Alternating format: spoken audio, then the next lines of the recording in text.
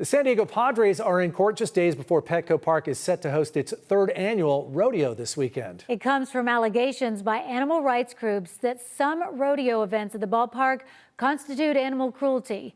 CBS 8's Alex Cheney joins us live. He was in the courtroom today. What happened, Alex? Well, you know, they had both sides were in the courtroom today. This all centers around a horse called the Waco Kid. Back in 2024, that horse was doing its job over here at the Petco Rodeo when it smashed at full speed into a metal fence, and then that horse never walked again. This case has been around for a while. It originally started in 2023, but now the trial has started today.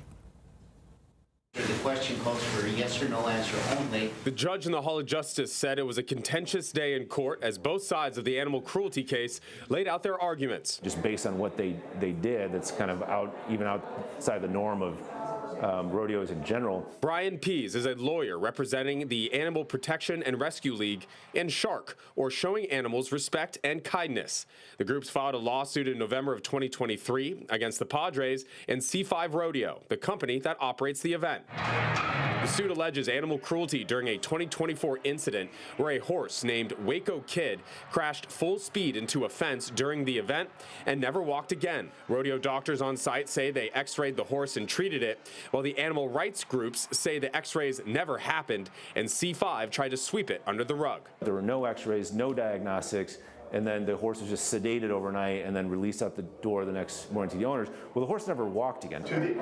The founder of Shark says he can't believe the Padres even agreed to host the event year after year. I'm surprised that the city of San Diego would tolerate this kind of abuse.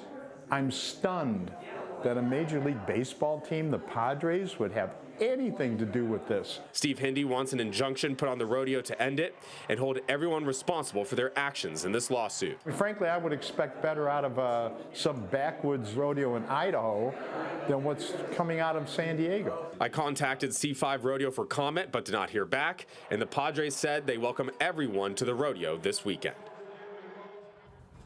So the trial continues tomorrow, and they are expected to actually have testimony from that horse doctor that actually treated Waco Kid. The judge said earlier today that this trial is going to take maybe the entire week.